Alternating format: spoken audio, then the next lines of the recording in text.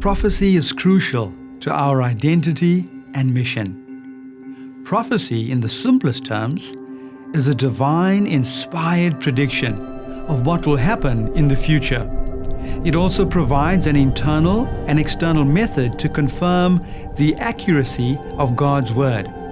Jesus said, "Now I have told you before it comes, that when it does come to pass, you may believe." The crucial question is, how do we interpret prophecy correctly? The good thing is that the Bible explains itself. In Matthew 24, Jesus shares a prophecy that begins in his own day, the destruction of Jerusalem, and then culminates at the end of human history, his second coming.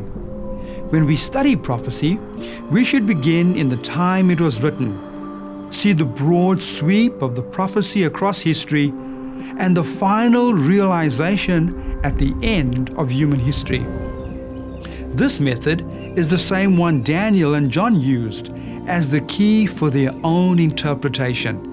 It sees prophecy as a progressive and continuous fulfillment of history, starting in the past and ending with God's eternal kingdom. This makes sense because, as we've learned, God acts in human history, in your life and mine. Prophecy is not meant to satisfy our curiosity. It is meant to show us fresh glimpses of God's character. The book of Daniel in the Bible is quite helpful in this regard. An ancient king, Nebuchadnezzar, has a dream of a statue with a head of gold, a chest of bronze, legs of iron, and feet of iron and clay. God then gives the interpretation of the dream. He gave Nebuchadnezzar a view of the kingdoms which would rule the world from that point until the end of time. Nebuchadnezzar's kingdom was the first, representing the head of gold. The prediction goes on with different empires represented in the parts of the statue moving from the head down to the toes. Medo-Persia, Greece, Rome, and then a split empire symbolizing the beginning of modern Europe.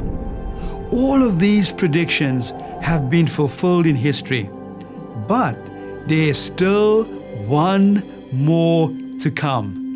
In the final scenes of the dream, it was clearly shown that God will establish His own kingdom, which will be everlasting. It'll be one of peace, not destruction, righteousness, not corruption, and love instead of tyranny. Prophecy is not meant to satisfy our curiosity. It reminds us that God is in charge.